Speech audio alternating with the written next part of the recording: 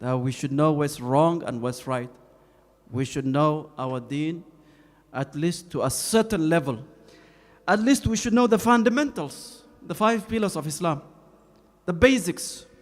So we're going to start with the kalima La ilaha illallah. La ilaha illallah is the first pillar of Islam, is the shahada, and we all say it. But the question is, do we know its importance? Do we know its conditions? Do you know what it entails? Do you know the requirement, the essentials? These are the questions. So a lot of Muslims, they say, whoever says La ilaha illallah will enter Jannah. And this is hadith. Whoever says La ilaha illallah will enter Jannah. This is a hadith that is known to every Muslim. But if this hadith, if we don't understand the meaning of the hadith, or we don't understand the meaning of La ilaha illallah, then La ilaha illallah is meaningless. La ilaha illallah is the key to Jannah, the key to salvation, but we must meet the conditions, the requirement. Otherwise, we just say La ilaha illallah. Because La ilaha illallah is a shahada. Shahada means testimony. Shahada is a testimony. You're bearing witness on something. So, when you give testimony in a court of law, when you give evidence, you are an eyewitness. You witness something, that you must have the knowledge. So the first condition of La ilaha illallah is knowledge. Knowledge. And this is in the Qur'an. Allah says, فَأَعْلَمْ أَنَّهُ لَا إِلَهَ إِلَّا اللَّهِ. You must realize that, and you must know that He is La ilaha illallah. He is the only one worthy of worship. So when you give a testimony and you don't know what you're talking about, your testimony has no value. La ilaha illallah is same thing. Fa'alam, Allah says. Before you say La ilaha illallah, you must fa'alam. You must have the ilm, the knowledge. What is about? What is it about? So the scholars, they say, the first condition that a Muslim must meet is that he must have the knowledge of La ilaha illallah. The meaning of La ilaha illallah. What it entails, what it requires. Allah subhanahu wa ta'ala saying, إِلَّا مَنْ شَهِدَ بِالْحَقِّ وَهُمْ يَعْلَمُونَ. Except those who bear testimony that La ilaha illallah is the truth. وَهُمْ يَعْلَمُونَ. While they have the knowledge. And Rasulullah sallallahu alayhi wa sallam, he said, مَنْ مَاتَ وَهُوَ يَعْلَمُ. Whoever dies while he knows أَنَّهُ لَا إِلَهَ إِلَّا اللَّهِ دَخَلَ الْجَنَّةِ. مَنْ مَاتَ, whoever dies, knowing La ilaha illallah, there is no one worthy of worship except Allah, he will enter Jannah. You see, that's the condition. وَهُوَ يَعْلَمُ. And يَعْلَمُ, what does it mean? La ilaha illallah has 2 parts. La ilaha is one part, illallah is another part. La ilaha, you reject something, you negate something. Negation, a nephew. You negate something and you affirm something. So La ilaha illallah, it consists of these 2 pillars. You must know what it negates and what it affirms. So you reject and you negate that there is no one worthy of worship. La ma'bud. No one. We should not fear anyone. We should not put our trust on anyone. We should not make dua to anyone. We should not worship anyone. You negate all of this. And then you affirm it exclusively to Allah. La ilaha illallah. So a lot of Muslims nowadays, they say La ilaha illallah, but they put their trust on someone else. They make dua to someone else. They worship graves. They worship the leaders. And they say La ilaha illallah. They're praying 5 times a day. So they don't know what La ilaha illallah means. La ilaha. You reject something. Illallah. You confirm something. So we must know these 2 parts, what they are about. So al-ilm is the first condition. And these are the evidence. And number 2, al-yaqeen. The Muslim, when you say La ilaha illallah, you must say it with certainty, absolute belief Because Allah says, إِنَّمَا الْمُؤْمِنُونَ الَّذِينَ آمَنُوا بِاللَّهِ. The believers are those who believe in Allah and in His Messenger, and ثُمَّ then لَمْ يَرْتَابُوا لَمْ يَشُكُّوا. They have no shak, they have no doubt. They have no doubt about it. They have absolute conviction that this statement is the haqq, and they believe in it from the depth of their heart. Now, a lot of Muslims nowadays, they say La ilaha illallah, but they have doubt, they have speculations, they have, they are wavering in their iman because of the shubahat, the doubtful things, because of the environment, because of the whatever they are facing, the philosophy they study. They say La ilaha illallah, but they are on the fence. They are on the fence, 50-50. And most of our youngsters, many of them, they are like this in our time. And Allah says, ثُمَّ لَمْ يَرْتَابُوا. If you have doubt, then La ilaha illallah is of no value, no benefit, no use. It will not benefit you. So how to remove this doubt? You must seek knowledge. You must ask questions. You must do something about it. You cannot have this wavering, this thought coming to your mind, and you're not sure. You just, you are just on the fence. You are not sure of your deen. So La ilaha illallah, the condition Allah has set is that we must have yaqeen. We must say it with absolute belief in Allah subhanahu wa ta'ala, in His attribute, in His names, in His religion. Al-yaqeen. The other condition is al-qabul. When we say La ilaha illallah, we must accept La ilaha illallah in our heart. We must accept it. Full acceptance. 100% you accept La ilaha illallah. You must have that qabul. Qabul also means that you must accept the deen as a package, as a full package, not some of it, part of it. You reject part of it. You believe أَفَتُؤْمِنُونَ بِبَعْضِ الْكِتَابِ وَتَكْفُرُونَ بِبَعْضِ. Allah says, do you believe in some part of the deen? You reject others. Allah says, إِنَّهُمْ كَانُوا إِذَا قِيلَ لَهُمْ لَا إِلَهَ إِلَّا اللَّهِ يَسْتَكْبِرُونَ. Some people, when they are told to say La ilaha illallah, they have pride, they have kibr. So we must accept La ilaha illallah in our heart, on our tongue. And then al-inqiyad, we must submit to La ilaha illallah. Submit, surrender.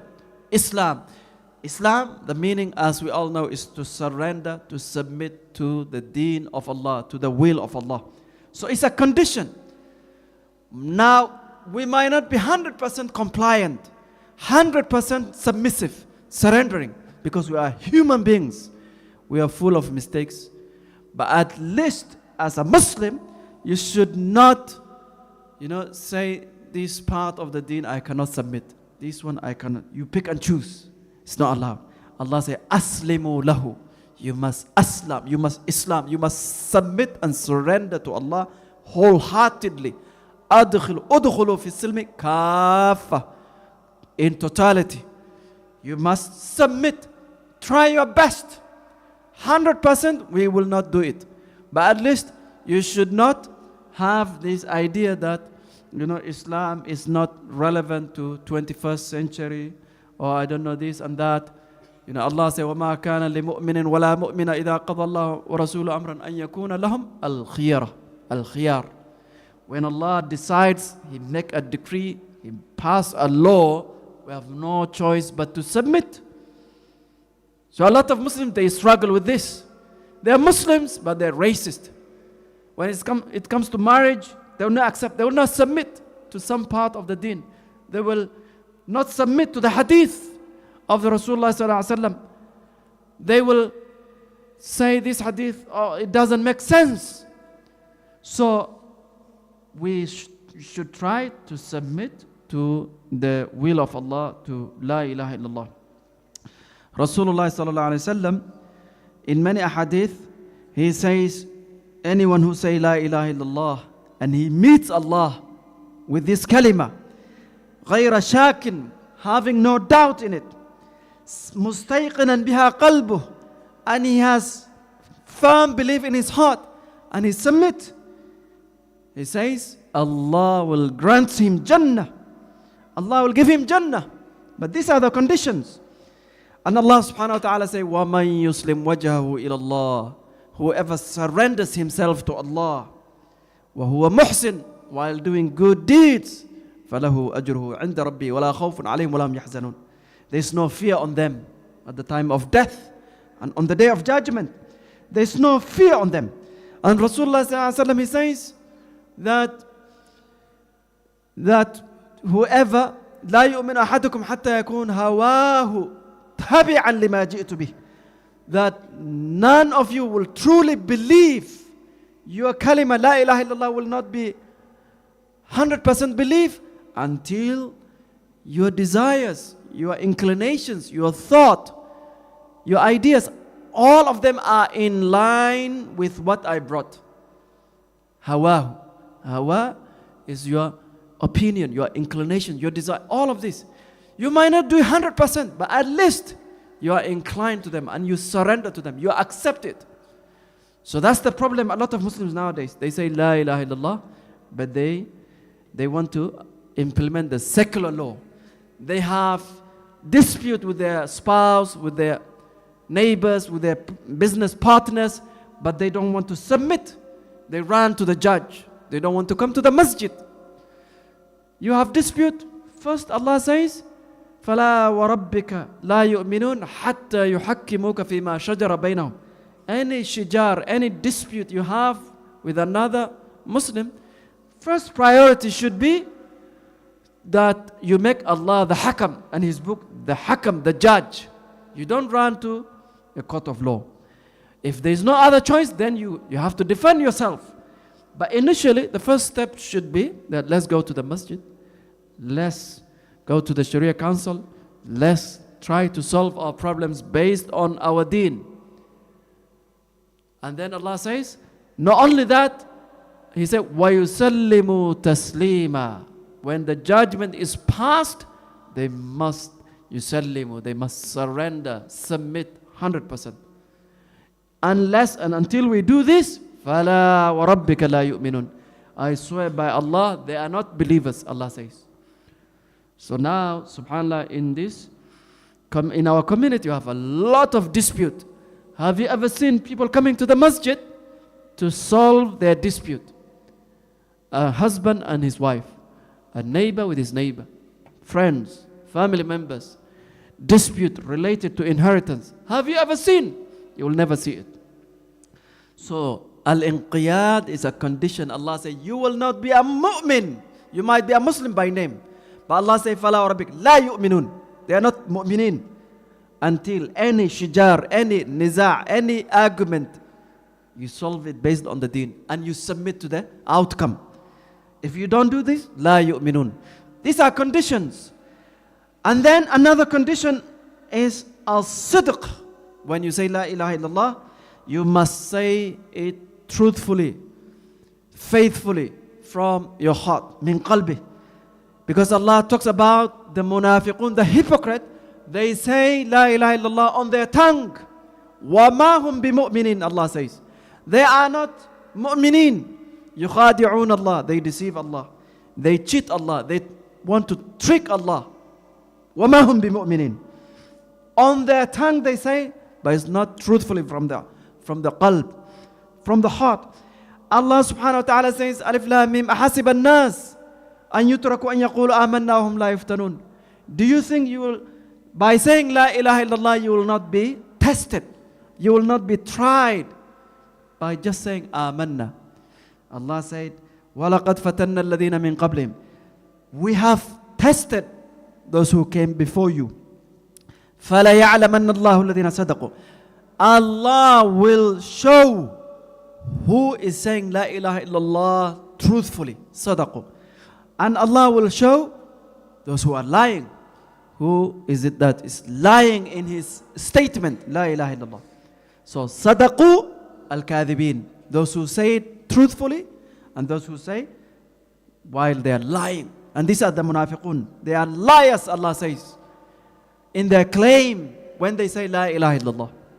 So there were many munafiqun at the time of Rasulullah sallallahu alaihi wasallam.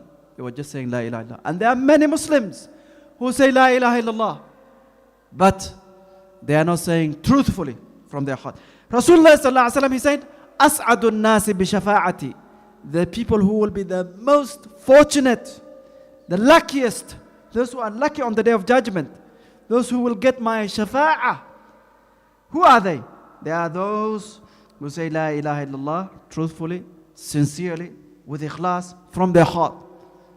So truthfully and sincerely, min qalbi, from the heart. You say it truthfully and you say it honestly. You say it faithfully. You say it honestly. This is al-sidq wal-ikhlas. Another condition is al-mahabbah. Loving La ilaha illallah, the requirement of La ilaha illallah, the people of La ilaha illallah, loving them. Loving Allah Himself. Allah says, وَالَّذِينَ آمَنُوا أَشَدُّ حُبًّا لِلَّهِ. Those who believe, the believers, their love for Allah is intense. And Allah says, قُلْ إِنْ كَانَ آبَاؤُكُمْ وَأَبْنَاؤُكُمْ. If your fathers, your sons, your children, your spouses, your ashira, your tribe, أَحَبَّ إِلَيْكُمْ, is more beloved to you than La ilaha illallah, then Allah has nothing to do with you. آباؤكم وأبناؤكم وإخوانكم وأزواجكم وعشيرتكم وأموالكم, and your wealth, and your businesses is more, and your dwellings, ومساكن, is more beloved to you than Allah. You have nothing to do with Allah. A lot of Muslims nowadays, they love their children, their spouses, their businesses, their tribes. Their mualat is through tribes. If they see another Muslim, he's a ajnabi, he's a foreigner. He's a foreigner. He doesn't belong to him. So this is not La ilaha illallah.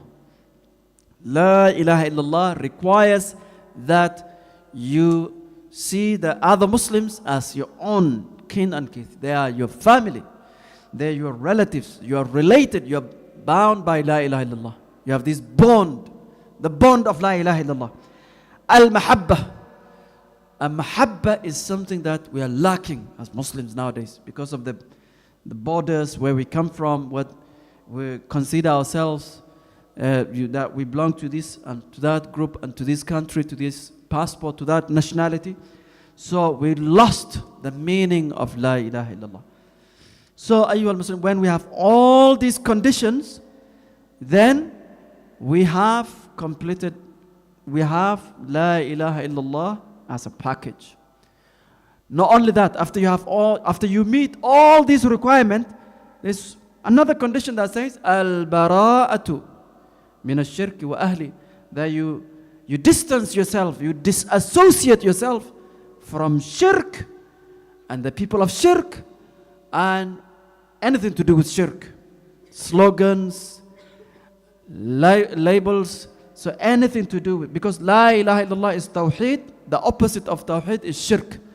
Once you complete the requirement of La ilaha illallah, and then the other side of La ilaha illallah is that you distance, there's a distance between you and shirk and the people of shirk, and anything that resembles shirk, symbolizes shirk. So when we are in this country, we are in grave danger because we are surrounded by symbols of shirk. Christmas tree, Christmas slogans, Christmas, all of these are shirk. They represent shirk. It does not mean that you don't talk to other people. You don't hang out with them. You don't do business with them. The Prophet ﷺ, he used to do business with Yahud in Medina. He died and his armor was with a Jew businessman.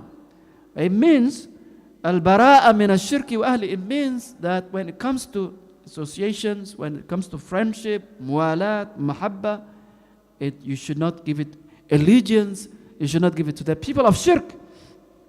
So as a Muslim, you should not attend parties that represent shirk, festivities that represent shirk.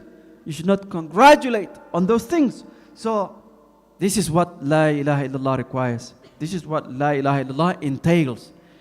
Until and unless we do all of these things, we will have deficiency in our iman. We will have defect in our iman. One of the scholars, he was asked, Imam Wahb bin Munabbih, he was asked, or Imam Al-Hasan Al-Basri, one of them. Someone says to him, Ya Imam, whoever says La ilaha illallah will enter Jannah. Isn't that true? He said, yes. He said to him, Ya Imam, La ilaha illallah is the key to Jannah. He said, yes. But he said, Ma min miftahin illa walahu asnan. There is no key except there are ridges on the key. Asnan means like the teeth. So if you look at the key you have, it has something look like asnan, teeth. It has ridges. He said, if you come with a key that has the correct ridges, it will open the door for you. If you come with a key that has the wrong ridges, or there's no ridges at all, it will not open for you.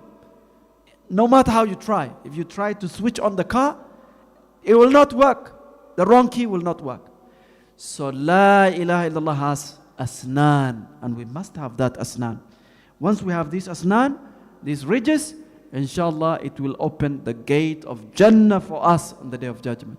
Rasulullah sallallahu alaihi wasallam said that the people who say La ilaha illallah and they have the iman, even if that iman is an atom's weight, the iman they have is mithqalu dharrah, so small, they will enter Jannah. A man will come on the Day of Judgment with so much sin. He will come in front of Allah, and the angels, they will open his bad deeds, volumes of bad deeds, evils, and it will reach as far as the eyesight can see. They will open the volumes, the files, the records. It spreads out all the way to as far as the eyesight can see. And the man, Allah will ask him, do you think you have anything, any good deeds? And subhanAllah, on the other side of the scale, he has only one card, bitaqa, one card, written on it, La ilaha illallah. So Allah will ask the two angels to put them on the scale. All these files, these volumes on one side, La ilaha illallah on the other side. And Allah will ask him, do you think this will save you? You have anything to say? He says, I'm doomed, I'm finished. Allah says, you have something today that will save you. And when they put the bitaqa, the card of La ilaha illallah on one side of the scale, it will outweigh all these volumes, all these records and files. The reason is this man, he said La ilaha illallah and he believed in it. He said it sincerely from his heart, but he committed so much sin. So on the Day of Judgment, the believers who are destined to hellfire, some of them, they are destined to hellfire and they failed the test. But their mothers, their spouse, their children who passed the test will do shafa'ah for them, will intercede for them, will help them out. The believers, they will help each other. Family members, they will help each other. But the condition is, we must have La ilaha illallah the correct way. So Allah says, the people who have not done their job, who did not believe in La ilaha illallah, فَمَا تَنْفَعُهُمْ شَفَاعَةُ الشَّافِعِينَ. No shafa'ah will benefit them because they did not meet the condition. So all of us, we are committing sin, we are doing haram things. Allah knows about it.